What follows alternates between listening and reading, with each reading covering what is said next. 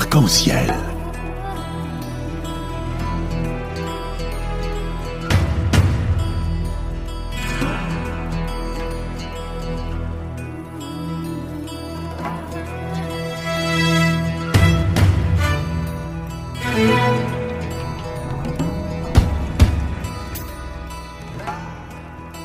Arc-en-ciel, chaque dimanche, actualité, culture, économie, société et animation festive. Avec Abdelatif Arc-en-ciel, la chronique.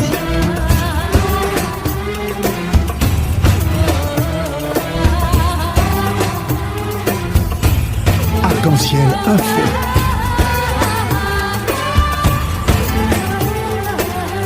Arc-en-ciel, animation festive.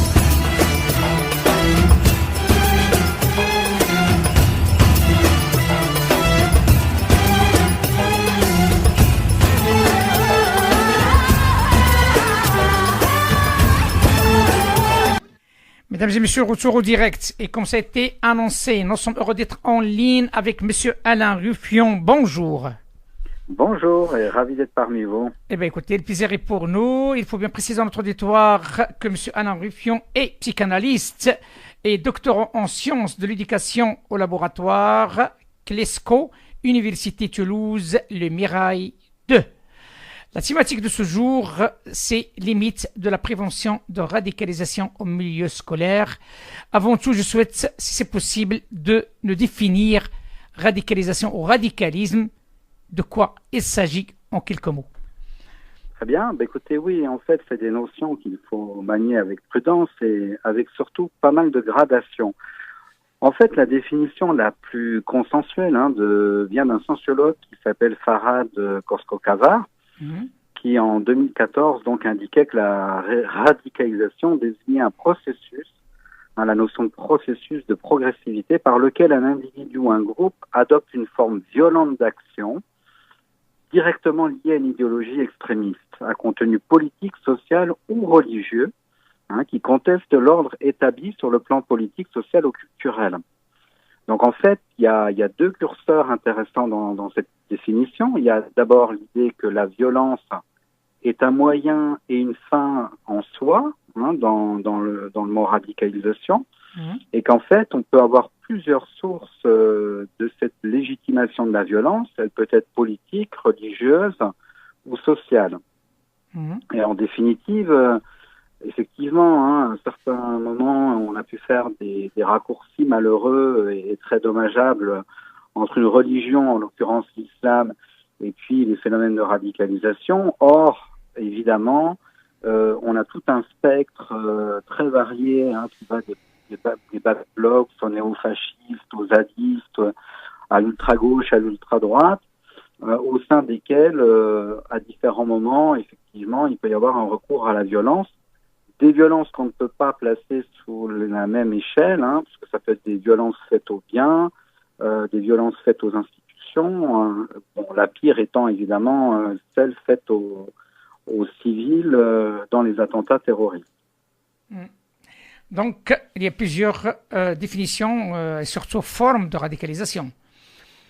Oui, et en plus, je dirais que c'est tout aussi préoccupant d'avoir affaire à des radicalismes ou des radicalités, puisque c'est l'antichambre, si je puis dire, éventuelle de la violence, même si le fait de pencher vers des idées radicales ne vous oblige pas de sombrer dans la violence automatiquement, mais en attendant, effectivement, il y a des positions qui se radicalisent et qui contribuent à une sorte de violence symbolique, où les personnes se rejettent, s'essentialisent dans les causes de certains phénomènes, et en tout cas, ça crée une sorte de fragilisation et d'émiettement de la société. Donc, on est aussi confronté à ces différentes formes de radicalisme qui ont des prétentions à changer drastiquement de société, mais qui, dans leur extrémisme, ne portent pas les germes d'un respect de l'autre et d'un respect des principes démocratiques qui sont ceux pour lesquels on s'est beaucoup battu et auxquels on ne voit pas d'autre horizon quand on veut réformer la société. Bien entendu, pour réformer la société, il y a une dogme de base qui s'appelle l'éducation. Si je me permets de proposer cette thématique, parce que tout se prépare à l'école, mais aussi la famille. Est-ce que, selon vous, surtout au niveau collégien, le terrain est fertile pour des mesures de prévention qui peuvent être efficaces pour éviter toute forme de radicalisation? Oui, alors en fait, vous placez vraiment le curseur au bon endroit, hein, puisque toute personne ou toute famille qui était confrontée à ces drames des départs en Syrie ou qui a perdu des proches dans un attentat, il y a une telle perte et une telle difficulté à réparer les pots cassés quand des individus se sont engagés dans les processus de radicalisation, que, au-delà du sécuritaire, nous devons maximiser, j'ai envie de dire, tous nos efforts collectifs pour intervenir en amont. C'est le principe même de toute prévention. Alors, la difficulté, peut-être avant d'aborder le thème de l'éducation en tant que tel, et de la prévention, in fine, c'est qu'en fait, d'abord, sur la lecture du phénomène radicalisation, on a eu beaucoup de débats très politisés, débats d'experts, et puis c'était un peu la fable de l'aveugle et des aveugles et des éléphants, c'est-à-dire chacun y allait de sa propre interprétation un peu univoque dans son propre domaine, sans avoir une vision d'ensemble et en prétendant essentialiser les débats en pensant qu'il avait une lecture un peu explicative des processus de radicalisation. Ce qui fait qu'on en a eu des lectures très partielles et qu'il a fallu attendre quand même à peu près au moins 5 ans depuis les premiers départs en Syrie pour commencer à voir des analyses de qualité qui d'ailleurs sont dans les écoles qu'on appelle cognitivistes et sociologiques, pour lesquelles d'ailleurs a été bâti, à partir desquelles ont été bâties certaines réponses autour de l'esprit critique, notamment la déconstruction des théories du complot aux conspirationnistes. Donc en fait, on est allé vite, un peu vite en besogne, avant même d'avoir fait un diagnostic assez complet de ce qui anime les individus qui peu à peu basculent dans des processus de radicalisation.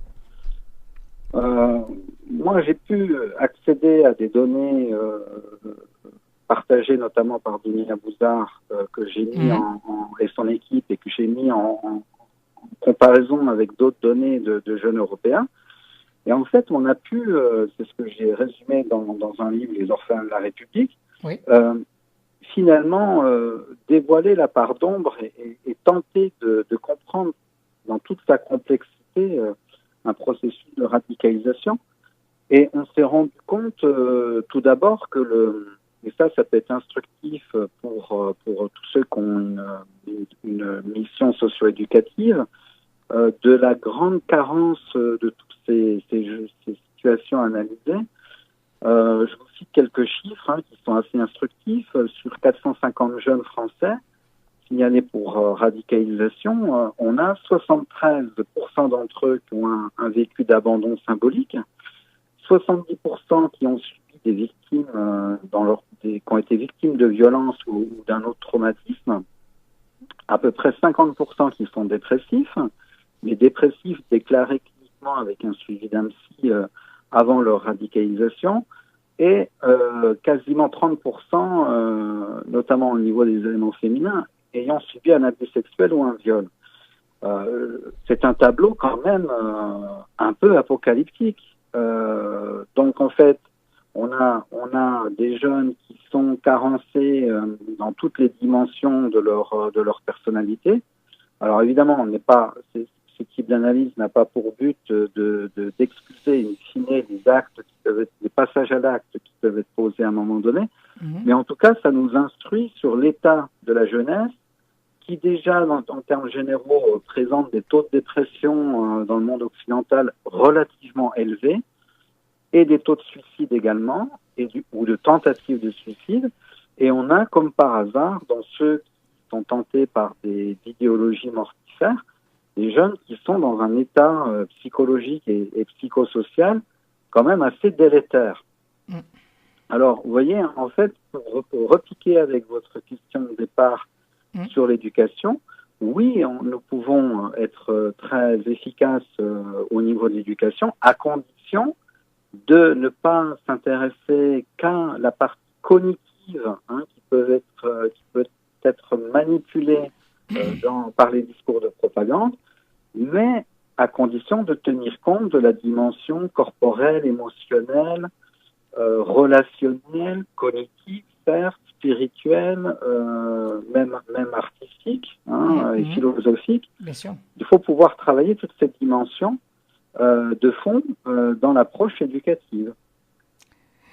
Tout ça, je le dis à notre auditoire, vous pouvez le trouver dans le travail de M. Ruffion, Les orphelins de la République, tome 1, janvier 2019, et tome 2, septembre 2019.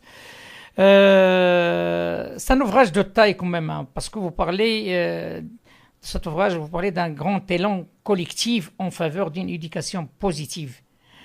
Est-ce que selon vous, à ce jour, nous vivons une éducation, je ne veux pas dire négative, mais une éducation handicapée quelque part? Oui, c'est très très bien que vous ameniez cette réflexion, parce que tout d'abord, il y a un petit malentendu autour de ce qu'on appelle la psychologie positive ou éducation positive. Alors, ce n'est pas, je rassure vos auditeurs, un remake de la pensée positive du 19e, où il suffisait de persister à penser que tout allait bien pour que ça aille bien. En fait, c'est d'abord, tout part de la psychologie positive qui est née aux États-Unis à la fin du XXe siècle, avec des chercheurs qui ont voulu non pas travailler sur les dysfonctionnements de l'identité, mais qui ont voulu travailler sur comment on peut optimiser une force de caractère et s'épanouir. Mais non pas à partir de choses artificielles ou du pouvoir de la pensée. A contrario, ils se sont appuyés sur des travaux scientifiques et des évaluations scientifiques.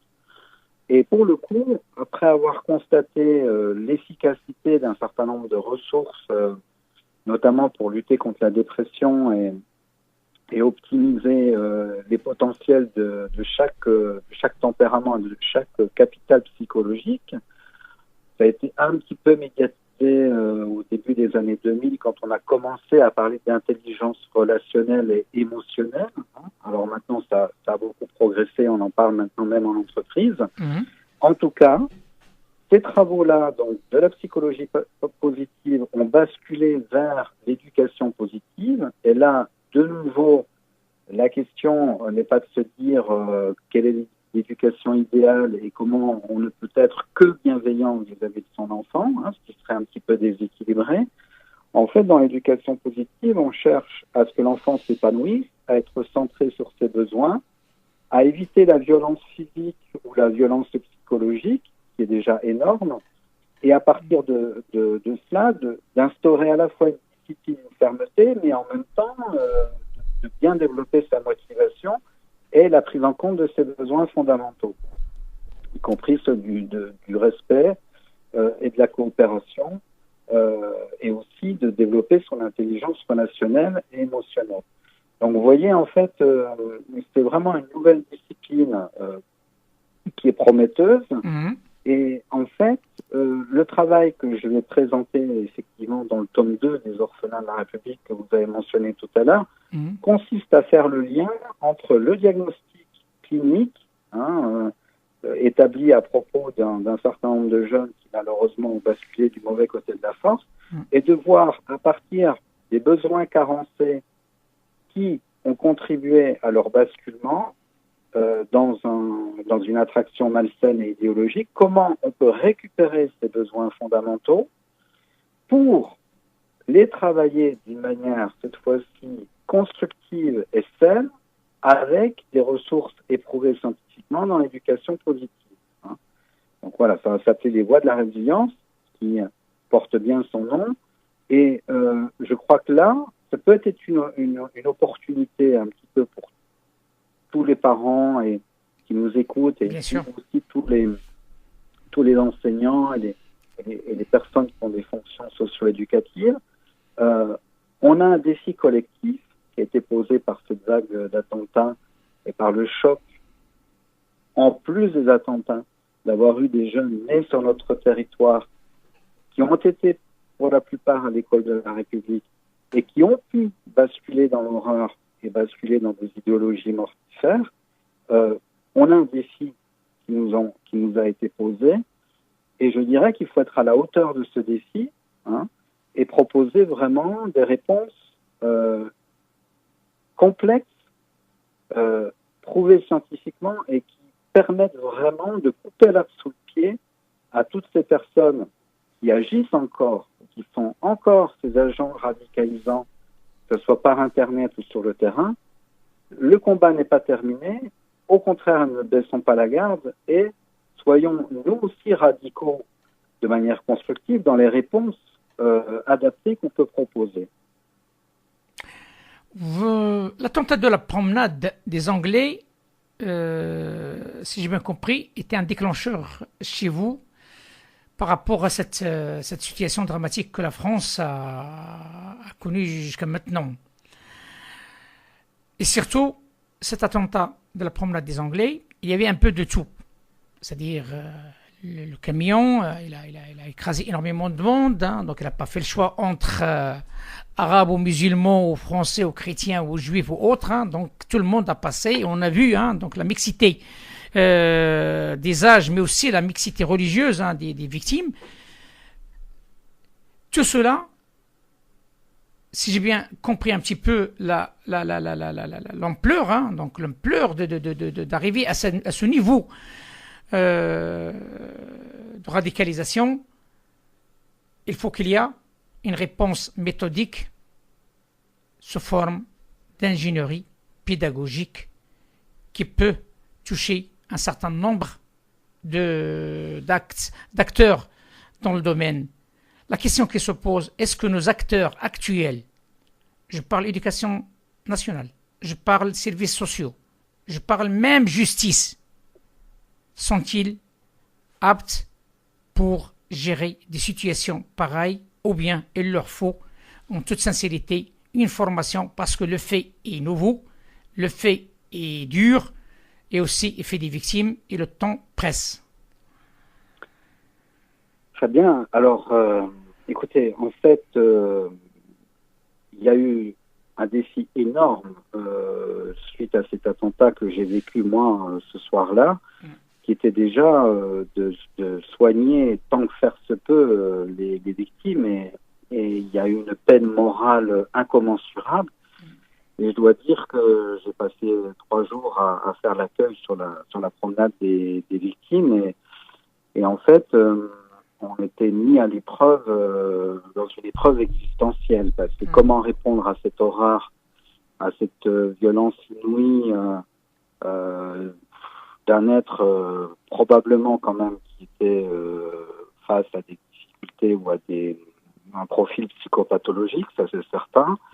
En tout cas, malheureusement, l'effet a été énorme et en fait, ça nous a placé dans une sorte ça nous a mis face à une certaine forme d'impuissance. Et en fait, effectivement, personnellement, le réflexe salutaire que j'ai pu trouver pour être résilient face à un tel choc, c'était d'essayer de bâtir avec 2 universités, Cambridge et East London, un programme conséquent pour travailler sur les besoins psychiques fondamentaux. On a travaillé avec les enfants et les adolescents et on a monté un programme avec ces 2 universités qui d'ailleurs à l'époque avait été financé par la fondation du 11 janvier, justement pour pouvoir abonder dans des ressources de qualité pour mettre en situation les psychologues ou éducateurs, enseignants, de trouver une pédagogie et des ressources adaptées pour traiter le problème sur le fond, hein, et de manière complète. Là, depuis cette période, je dois dire que les enseignants ont fait pas mal d'efforts et que les rectorats à l'éducation nationale a déployé tout un tas de formations pour d'abord mieux comprendre le phénomène de radicalisation, de pouvoir gérer aussi des procédures d'urgence et de sécurité, et qu'en même temps, encore une fois, peut-être sous un biais peut-être un peu trop unique, hein, autour de l'esprit critique et puis la déconstruction des théories du complot. Ça s'est un peu prolongé récemment par des pièces de théâtre et parfois par des romans ou des films même antipédagogiques. Donc au moins on a introduit l'intelligence sensible en plus de l'esprit critique. Mais j'ai envie de dire, aujourd'hui, si on veut vraiment répondre au défi qui nous a été posé, comme je l'indiquais tout à l'heure, on se doit d'être beaucoup plus systémique, beaucoup plus global, et surtout être en corrélation avec le diagnostic psychosocial et clinique qui a pu être fait, pour que on ne fasse pas l'impasse, par exemple, sur les besoins d'appartenance, les besoins de sens, les besoins de transcendance, les besoins d'appartenir à un groupe, les besoins finalement de repères identitaires qu'on a identifiés chez ces jeunes. On n'y répondra pas que par l'esprit critique ou la déconstruction des théories du complot. Voyez. Et je pense par là même qu'on a besoin carrément d'inclure dans les curriculums, depuis le plus jeune âge, un certain nombre de compétences psychosociales et de savoir-être qui, à l'avance, j'ai envie de dire, équilibrent suffisamment les enfants et les adolescents pour qu'au final, quand on leur proposera via le numérique, par exemple, certaines approches sonnantes, comme Yannick Bressan l'a très bien expliqué au sein de votre radio il n'y a pas très longtemps. Exactement. Ils seront suffisamment finalement résilients et équilibrés pour ne pas avoir besoin de s'équilibrer ou de nourrir leur identité par des compensations et des béquilles identitaires et des kits identitaires et une idéologie, des idéologies censées ou les illusionner dans une toute puissance ou une confiance en eux totalement déplacée et illusoire. Voilà, moi je pense que il y a vraiment un travail à faire en amont. En tout cas, au niveau international, il y a des chercheurs avec lesquels je suis en lien, que ce soit en Australie, notamment au Canada ou dans d'autres pays qui ont déjà développé des programmes de psychologie positive de grande ampleur. Donc, je pense que nous pourrions tout à fait, en Europe ou au Maghreb, développer ce type de programme. Justement, c'est la question qui me reste à vous poser parce que vous avez bien fait de l'anticiper. Est-ce que selon vous, c'est toujours les mêmes causes qui produisent les mêmes faits?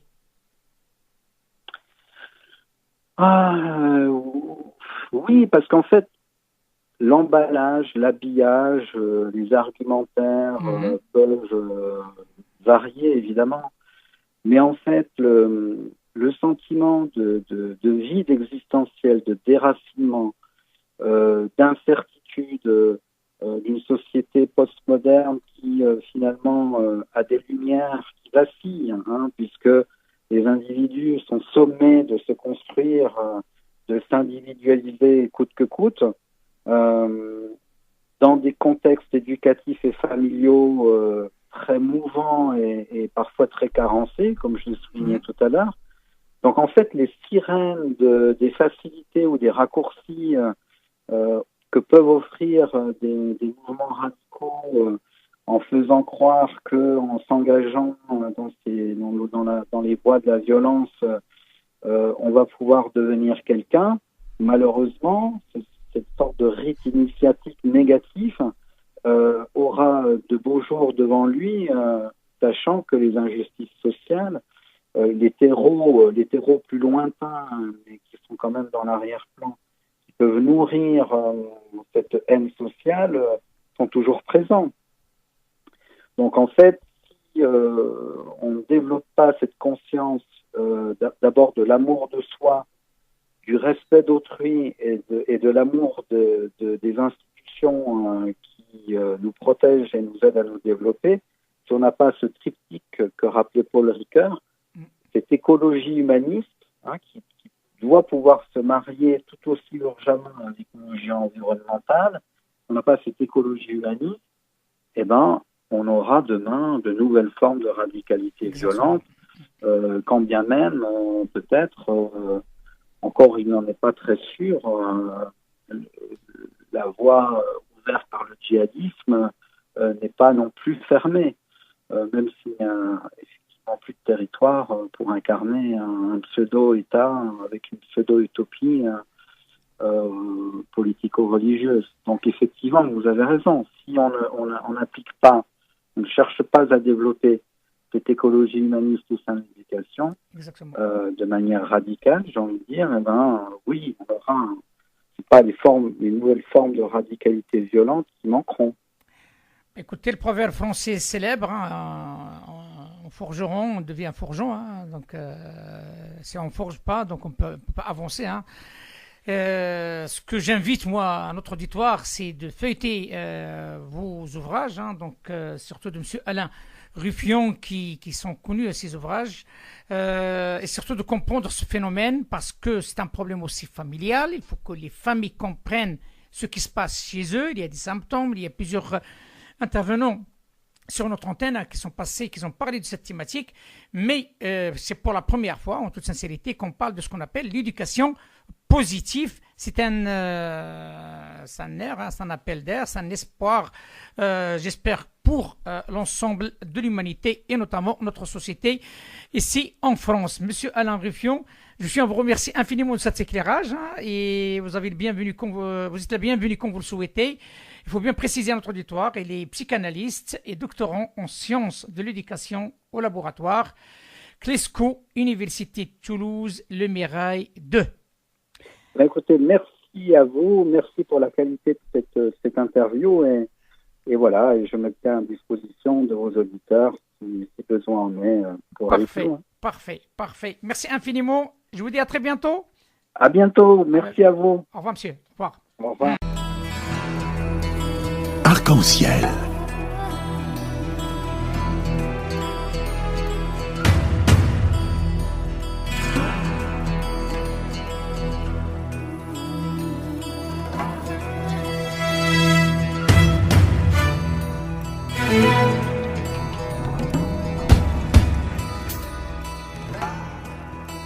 Arc-en-ciel, chaque dimanche, actualité, culture, économie, société et animation festive. Avec Abdelatif Arc-en-ciel, la chronique.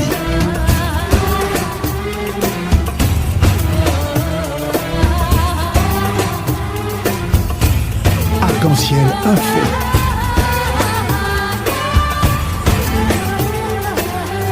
Arc-en-ciel, animation festive.